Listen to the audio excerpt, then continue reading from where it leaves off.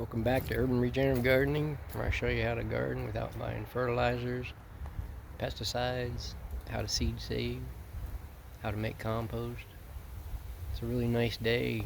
It's a nice, warm, dry fall day out here. And I'll make a quick video on how I collect the materials and how I'm going to add some compost that I saved back in an area where things didn't grow very good this year. So that's where I'm going to put the compost. And I'll show you how I don't necessarily need to use a cover crop. Instead, I cover the area up with ground up leaves to protect the life that's under there. And that way in the spring everything's kind of ready to go. So over here is where the area that I want to do. This area, in some ways this area here was pretty decent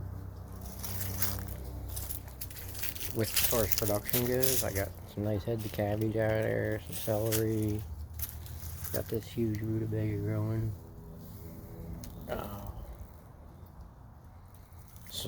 But this area here, things didn't do very well over here. So I'm thinking that's where I'm going to put my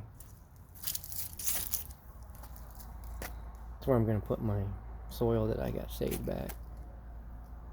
But I wanted to show you guys some stuff about regenerative gardening. It's different than regular gardening. And that you basically don't pull plants out because we got life under here. You don't want to disturb that life.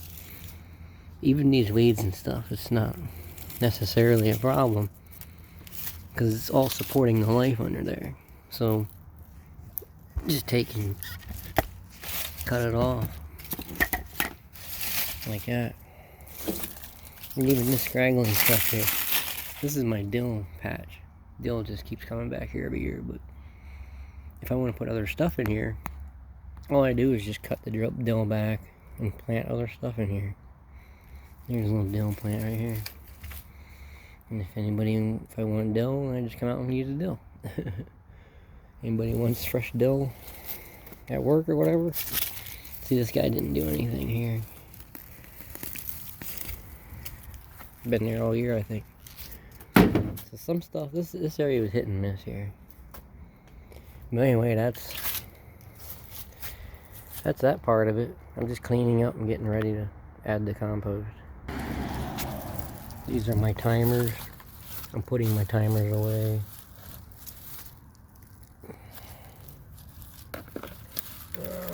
This is a soaker hose here. I just kind of wind them up and put them away well also. So I like to wind it up like this. And then I'll put like a string here. Yeah. String here on this side and tuck it away. There it is, all tied up. With that part. I'm going to show you guys some stuff here. It's November 5th. And we had 2 frost days in the upper 20s. I think it was 28, 29 degrees, 2 different days. And celery will take a light frost. They'll take it in around 30 degrees. I think there's a little bit of a heat island here at my house, so it might not quite hit in 20. But I got a nice cabbage plant still. You can see where the pepper plants got hurt. They got singed really bad. These were alive a couple days ago. They're dead now. I'm letting this stuff dry out. Seed saving. For some reason, this cabbage here got hurt a little bit and like got cold. They don't usually get affected. But over here in the corner where things weren't growing that great, over here in the corner up against the house, here's a pepper plant that didn't even really get hurt at all from the from the cold. So right up against the house there, maybe there's a little bit of warmth coming up out of the basement there or something. But it stayed warm there. And my strawberries didn't get affected at all either. There's an actual strawberry I can pick. November 5th strawberry.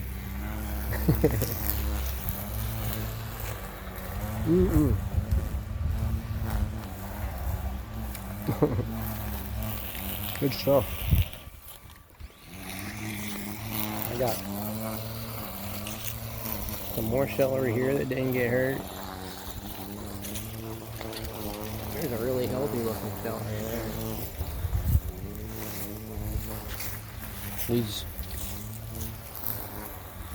These guys all got hurt from the frost. I'm letting these go as a seed. There's gonna be some beautiful seed saving going on here. Look at these big guys. That'll be a lot of seeds. I'm gonna hang them up. Probably next week I'm gonna cut these off and hang them up. Let them finish drying up. So as far as I can tell, I think celery can take like 30, maybe upper 20s. That's about it. Mid 20s, like I've seen them, they just pretty much die in the mid 20s. Cabbage, the brassica family, they can take it down into the mid 20s, maybe even the low 20s. It's just briefly, but anything colder than that kills brassicas off. So here's the most of the compost I got saved up. There's a 40-gallon container here.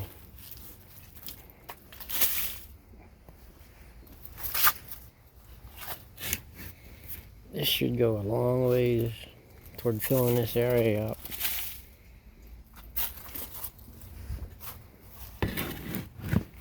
I'm gonna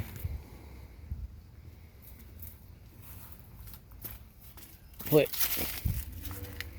a few inches all the way around here, and then bag up some leaves and run my lawnmower with a bagger on it and put a layer of leaves on top of it to protect it. What will happen is the life will come up to eat this fresh stuff, and then I'll cover it, protect it from the cold with the ground up leaves. And then come spring, the life will all be established in there, and I can plant in here and probably have a lot better harvest in this area next year. So that's basically what I do. I keep an eye out. Whichever area doesn't do as good as the others, that's where the soil that I make that year goes. Oh, there it is. I put the whole, empty that whole thing out into that area there. I got almost covered the whole thing, so right at the very end there. And this end I didn't do because I had already filled this area in with something else, like about a month ago or a month and a half. I had this too. This is a 20-gallon container. Not even halfway full, but it should finish the spot anyway.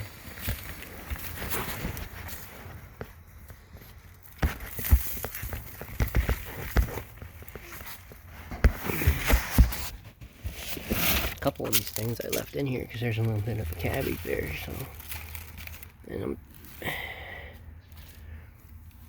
I don't want to eat it right now, so just keeping it in there. Preserving it out here, a lot easier. I don't have enough to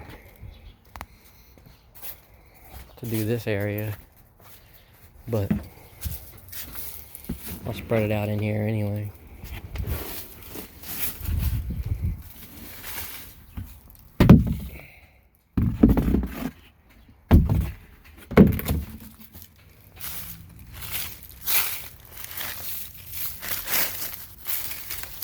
Better than nothing. This stuff is basically like fertilizer.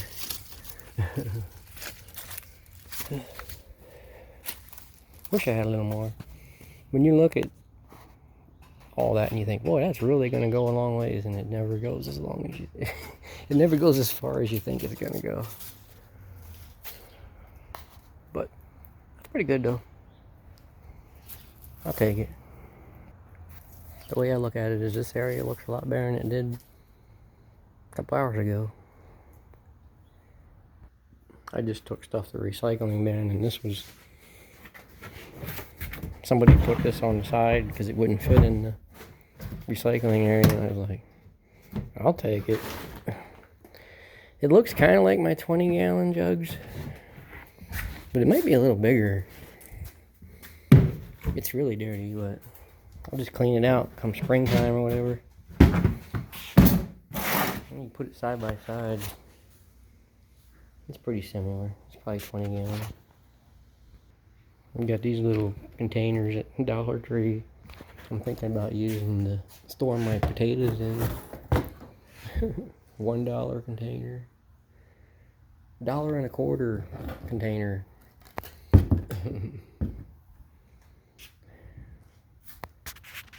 Not bad. And then here's, this is something else somebody left. I might be able to use this in my indoor garden. Test it out and see if it leaks or not. If it don't leak. If I had 2 of them, it'd be awesome. I could have one for drainage and one. But, who knows? I'll use it for something. This one I could definitely use for catching rain. I have one of my spouts runs over. I could sit it under that. That would be great for get me through some droughts probably. And here's another one that somebody left. I think I'm just put them in my basement, get them out of the way. And I just started collecting leaves from the front yard. Now I'm gonna put the bagger on my mower and clean up out here. Over here too. A lot of leaves.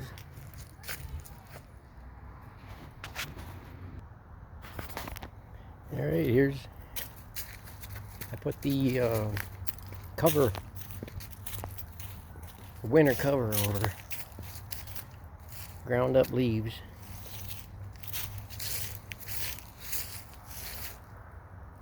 Over that area. And over that area. This whole area. That's where I put the soil earlier. Seems like a little bit of overkill there, but really it ain't. When it rains and settles, it'll settle right down. About half the thickness it is now. Put leaves down here, covered this area. Got winter cover in there. And I almost finished this area.